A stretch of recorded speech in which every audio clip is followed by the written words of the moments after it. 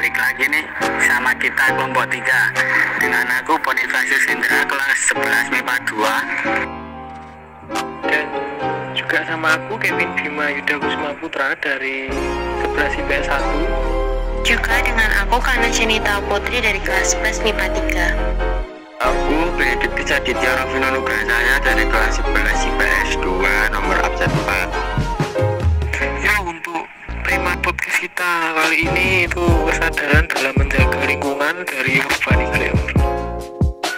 Mantap, yuklah langsung masuk aja ke pembahasannya. Aku ada kabar gembira nih buat kalian.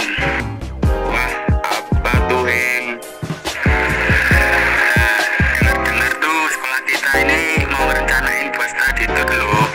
Ya, semoga aja sih bukan cuma wacana ya. Iya bener. Nah, pas banget nih, gimana kalau kita ngomongin study tour yang udah pernah kita lewatin semasa SMP. Pas banget juga kan kita dari SMP yang berbeda. Jadi yuk berbagi cerita tentang study tour kalian. Wah, boleh banget tuh, Sen. Nah, gimana kalau kita bahas study tour ke Bali? Udah pernah semua kan? Pernah dong, dulu banget sih. Dan banyak juga pelajaran yang didapat dari study tour itu. Misalnya aja ada sebelum berangkat dan masuk ke bis, semua diminta tenang untuk berdoa ya. Jadi walaupun sedang gembira, kita jangan sampai melupakan Tuhan. Oh iya, jangan lupa tema kita hari ini itu tentang Urbani Glam. Selain berdoa tuh, gereja juga ikut berkontribusi dalam menanggulangi permasalahan iklim. Setiap hari bangsa dunia, gereja itu mengadain misa. Jadi sebagai refleksi kita sebagai manusia harus menjaga alam, termasuk juga dari mana asal bahan-bahan kita. Jadi tujuannya untuk melihat kembali bagaimana kita sudah menjaga alam, lalu setelah itu bagaimana kontribusi kita selanjutnya dalam menjaga alam. Simpel kok, bisa dengan membuang sampah ke tempatnya, nggak pakai sedotan plastik, terus kalau belanja pakai tas kain yang bisa digunain berkali-kali gitu, biar alam kita terjaga dan iklim kita juga ikut terjaga. Aku ada fun fact nih, karena aku tahu kalau study tour ke Bali itu kan banyak duduk di bis ya. Jadinya 1 minggu sebelum ke Bali itu aku ikut senam irama terus gitu deh di rumah, biar nggak incak waktu perjalanan. Emang senam berguna banget ya buat ngejaga tubuh? Iya dong, apalagi di keadaan pandemi sekarang ini kan kita juga bahas tentang perubahan iklim. Pasti kedua hal itu sangat berpengaruh dong di tubuh kita. Pas pandemi gini, kita kurang banget buat gerak. Apalagi akibat dari perubahan iklim, cuaca nggak nentu, kadang panas, kadang hujan. Kalau tubuh kita nggak fit dan sehat kan kita bisa gampang sakit gitu. Biasanya aku senam pakai video dari YouTube yang senam SKJ 2013. Di situ ketukannya sama kayak gerakan langkah pas senam.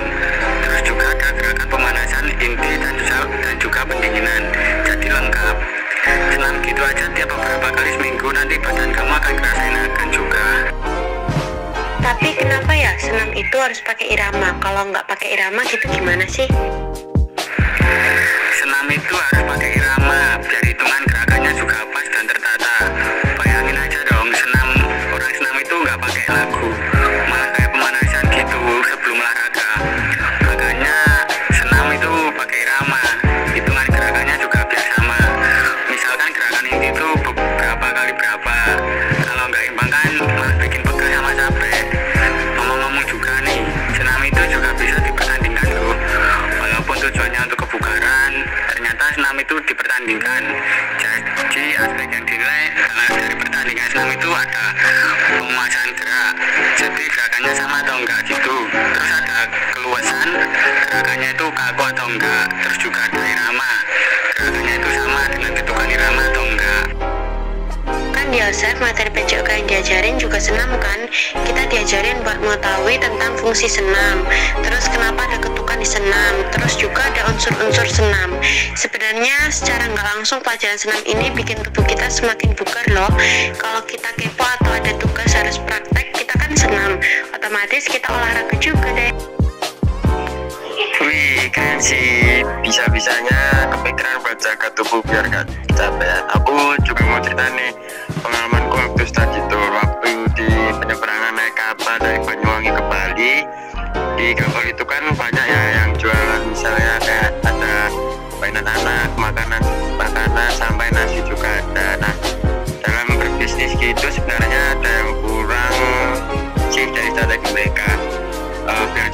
semakin laris tuh harusnya mereka juga harus mengerti yang namanya strategi promosi.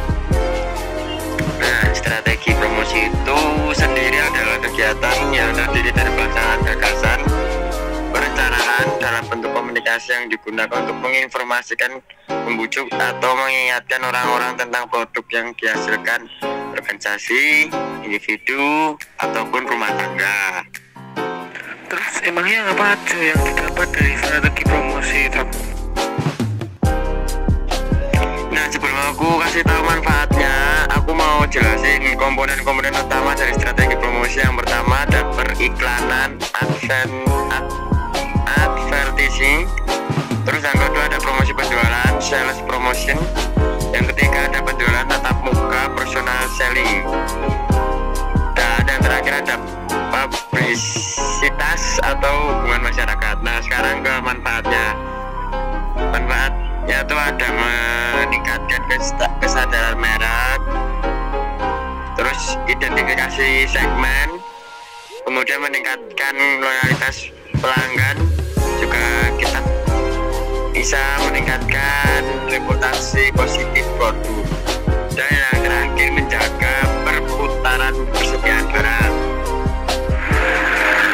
Wah, ya keren juga ya, ternyata strategi promosi ini banyak orang yang masih kurang mengerti betapa pentingnya strategi promosi ini. Misalnya aja kayak pedagang yang di kapal itu tadi, mereka kan ada tuh yang strategi perdagangannya pakai cara maksa orang biar beli gitu. Kalau nggak beli, malah dimarahin sama dianya. Pernah tahu nggak sih kalian yang kayak gitu? Wah iya sih, sempat kaget juga ada yang jualan tapi maksa buat beli gitu. By the way, ngomong-ngomong soal kapal nih, kapal itu merupakan penerapan hukum Archimedes loh. Kok bisa? Iya, jadi gini, pada kapal ada gaya angkat pada benda di dalam zat cair atau yang biasa disebut dengan gaya Archimedes. Nah, gaya atau hukum Archimedes ini berbunyi, benda yang dicelupkan seluruhnya atau sebagian dalam zat cair akan mengalami gaya ke atas yang besarnya sama dengan berat zat cair yang dipindahkan oleh benda tersebut. Gitu. Nah, hukum Archimedes ini juga termasuk dalam fluidostatis. Fluidostatis ini terdiri dari tekanan, yaitu ada tekanan hidrostatis yang merupakan tekanan dari zat cair ke semua arah. Nah, selain tekanan di dalam fluidostatis ini juga terdiri dari hukum, yaitu hukum Archimedes yang tadi dibahas, hukum Pascal dan hukum hidrostatis.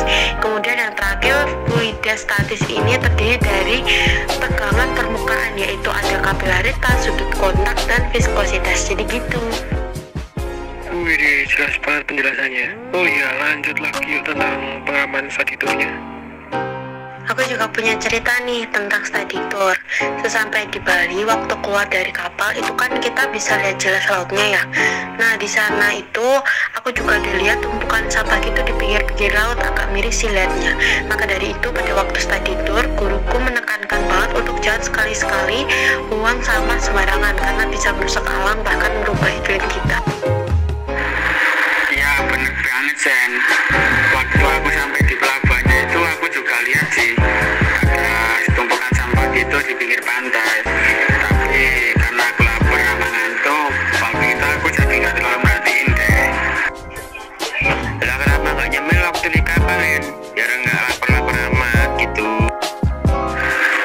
Soalnya enakan makan di darat Vin. Kalau di laut itu kan goyang-goyang gitu, jadi agak mual aja kalau buat makan. Sebenarnya kayak tau nggak sih gimana proses terjadinya pencernaan makanan dalam tubuh tuh?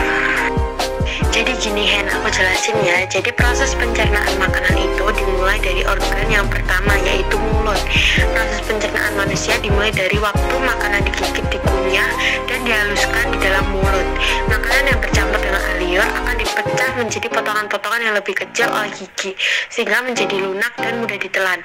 Nah, selanjutnya melalui kerongkongan atau esofagus. Makanan dan minuman yang ditelan akan melewati kerongkongan. Nah, kerongkongan itu merupakan saluran yang panjangnya sekitar 25 cm dan berfungsi untuk menyalurkan makanan dan minuman dari mulut ke dalam lambung. Proses selanjutnya melalui lambung. Setelah menerima makanan dan minuman, lambung akan mengeluarkan zat asam dan enzim untuk melanjutkan proses pencernaan. Selain memecah makanan, lambung juga akan membunuh mikroorganisme yang mungkin terdapat pada makanan atau minuman.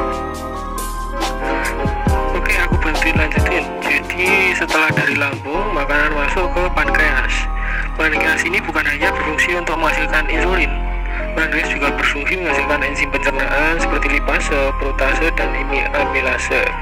Nah, proses selanjutnya itu melalui kandungan empedu, hati atau liver akan menghasilkan cairan empedu, kemudian menyimpan di dalam kandungan empedu. Cairan ini nanti berfungsi untuk mencerna lemak menjadi asam lemak. Lanjut, proses selanjutnya itu ada usus halus. Makanan yang sudah jadi pasta atau kimus atau simet di dalam lambung akan didorong ke usus halus. Duodenum bertanggung jawab untuk melanjutkan proses pemecahan makanan, sedangkan jejunum dan ileum bertanggung jawab untuk proses penyerapan nutrisi ke dalam aliran darah. Nah, proses yang terakhir itu ada di usus besar.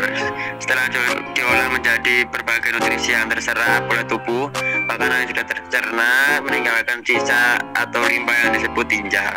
Usus besar mendorong limbah makanan tersebut ke dalam rektum, yaitu perhentian terakhir pada saluran pencernaan. Nah, ada beberapa macam gangguan pada sistem pencernaan nih, misalnya diare, sembelit, dan basir. Ayo, siapa yang pernah kena? Nah, aku juga mau tanya nih, Hen, makanan yang waktu kamu mau makan di kapal tuh apa sih? Oh, nasi sama telur sih, tapi nggak jadi karena takut mual. Oh gitu ya. Nah, nasi sama telur itu termasuk makanan makro loh, karena dalam zat makanan makro itu terdapat karbohidrat, lemak, protein, air. Nah, ada lagi nih selain zat makanan makro, yaitu zat makanan mikro. Nah, kalau ini mengandung vitamin dan mineral. Oh iya, kalian kalau makan tuh biasanya banyak atau sedikit sih? Kalau aku sendiri sih sedang. Nah, gimana sih penilaian standar untuk menentukan apakah berat badan kita itu tergolong normal, kurang, atau berlebih gitu? Soalnya makananku juga biasa-biasa aja, takutnya kurang atau berlebih gitu. Oh, itu tuh bisa ditentukan dengan body mass index atau BM, atau dengan indeks massa tubuh atau IMT. Oh, gitu dah. Iya. Iya, ngomong-ngomong soal pencernaan makanan nih, itu kan langkah pertamanya pasti kita harus memasukkan makanan ke dalam mulut kan, seperti yang dijelasin tadi. Nah, di dalam mulut itu ternyata ada reaksi kesetimbangan loh. Apaan tuh? Gak paham. Emangnya reaksi keseimbangan tubuh itu apa sih? Oh, jadi gini, reaksi kesetimbangan tuh reaksi kimia yang dapat berlangsung dalam dua arah. Dengan kata lain, dalam reaksi tersebut tidak hanya reaktan yang dapat berubah menjadi produk, tetapi produk pun bisa berubah kembali menjadi reaktan gitu. Terus, apaan tuh buahnya sama mulut? Nah, dalam mulut juga terjadi reaksi kesetimbangan. Hal ini terjadi pada gigi. Pada emal gigi mengandung senyawa kalsium hidroksiapid Ca5PO43OH, kemudian berfase padat es seperti ini. Apabila kita makan makanan yang mengandung asam atau banyak mengeluarkan ion H+, maka ion H+ akan mengangkat ion PO4-3- dan OH-, sehingga reaksi kesetimbangan akan bergeser ke kanan yang menyebabkan konsentrasi Ca5PO43OH berkurang. Hal inilah yang mengakibatkan lapisan emal jadi keropos. Keroposnya emal inilah yang biasanya membuat gigi menjadi sakit gitu. Nah, balik ke pembahasan tadi ya. Kalau waktu tadi itu dulu kan setelah dari pelabuhan, aku pergi ke rumah makan ala Jawa-Jawa gitu. Nah, di depannya itu ada tulisan aksara Jawa gitu, tapi aku nggak ngerti deh artinya. Nih, kalian coba baca, tahu nggak artinya? Oh, itu mah artinya falafel, makanan Indonesia yang berasal dari Arab tuh. Di dalam aksara Jawanya itu mengandung aksara rekan. Aksara rekan tuh apa sih? Aksara rekan itu aksara Jawa yang berguna untuk memenuhi kebutuhan dalam penulisan kata-kata yang berasal dari bahasa mancanegara. Aksara rekan pada Naja Rokok terdiri dari 5 macam, yaitu Ka, Za, Fa, Fa, dan Ga. Nah, keberadaan aksara rekan ini adalah bentuk asimilasi kebudayaan Jawa dengan kebudayaan lain. aksara Jawa memang bagus banget sih ditempel sebagai hiasan atau ucapan selamat datang gitu. Apalagi kan kita jadi lebih bangga gitu terhadap budaya yang kita miliki. Ngomong-ngomong soal rumah makan, kalau aku waktu itu mengunjungi rumah makan yang ala-ala klasik gitu, jadi banyak aksesoris kayak Eropa gitu deh. Nah, salah satunya ada gambar Perang Dunia 1 dan 2 juga. Nah, sebenarnya negara apa aja sih yang terlibat dalam Perang Dunia 1 dan 2 itu? Nah, kalau Perang Dunia 1 itu melibatkan banyak negara-negara besar seperti Inggris, Prancis, Jerman, Australia, Hungaria, Rusia, Italia, Turki, dan beberapa negara lainnya. Kalau Perang Dunia 2 itu ada dari beberapa negara Eropa dan Asia. Kalau boleh tahu nih, dampak dari Perang Dunia 1 dan 2 tuh apa aja sih? Nah, kalau dampaknya itu dibagi jadi 3 aspek.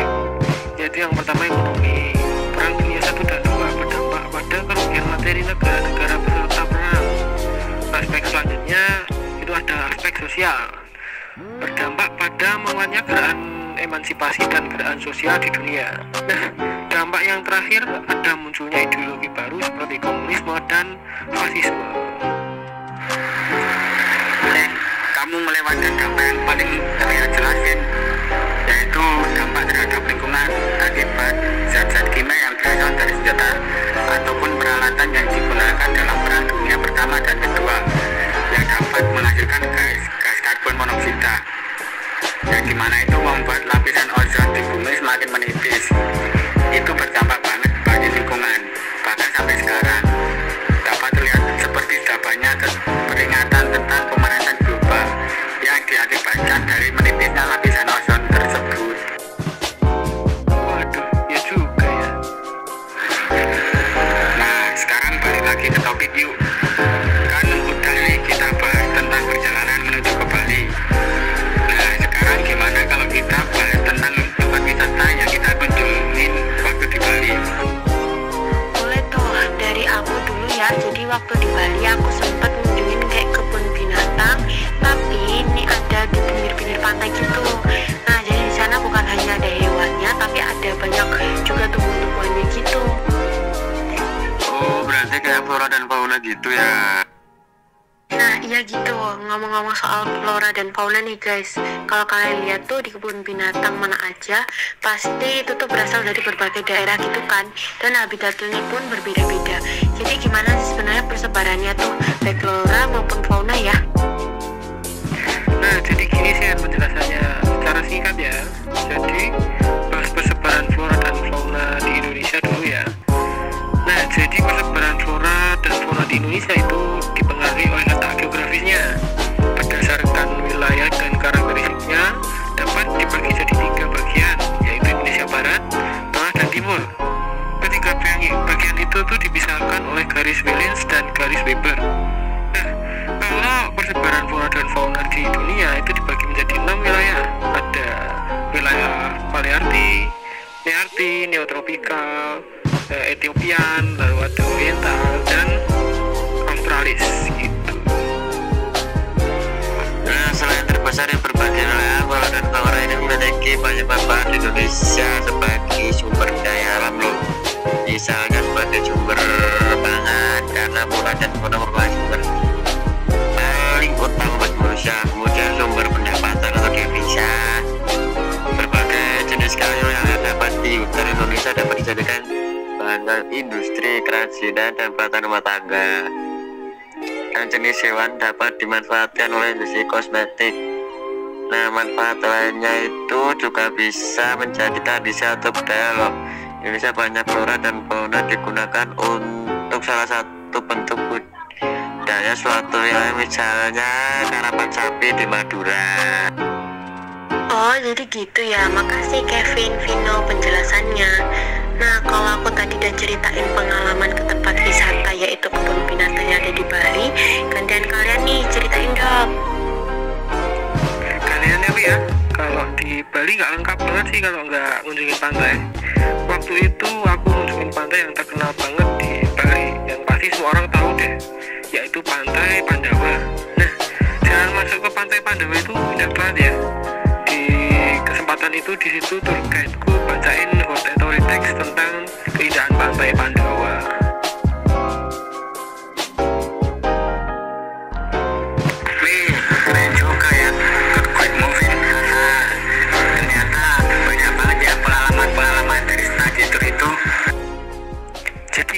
teman-teman, nilai apa aja yang kalian dapat dari pembahasan kita kali ini? Kalau dari yang aku dapat sih, study tour tuh banyak banget ngasih pengalaman. Misalnya aja dari menahan diri buat nggak merusak lingkungan. Bahkan waktu itu aku juga disuruh guruku untuk memungut sampah-sampah yang ada di pantai. Jadi waktu study tour bukan hanya untuk berlibur, tapi juga untuk mencari pelajaran secara real gitu. Benar, setuju sama Jenny. Dari saat itu juga aku sadar kita belum sepenuhnya menjaga lingkungan dengan baik. Itu kalau bukan kita yang menjaga lingkungan, siapa lagi dong? Semakin kecil tingkat kesadaran kita dalam merawat lingkungan, maka perubahan iklim seperti pemanasan global semakin besar peluangnya. Iya, dari tadi tour itu juga kan kita jadi lebih tersadar akan lingkungan alam yang harus kita jaga. Bukan hanya waktu di Bali saja, tapi dimanapun kita berada. Aku juga setuju banget sama semua yang kalian sampaikan. Gak panjang banget juga perjalanan kita ya. Jadi yuk, bubar. Yuk, dadah. Terima kasih yang sudah menyaksikan.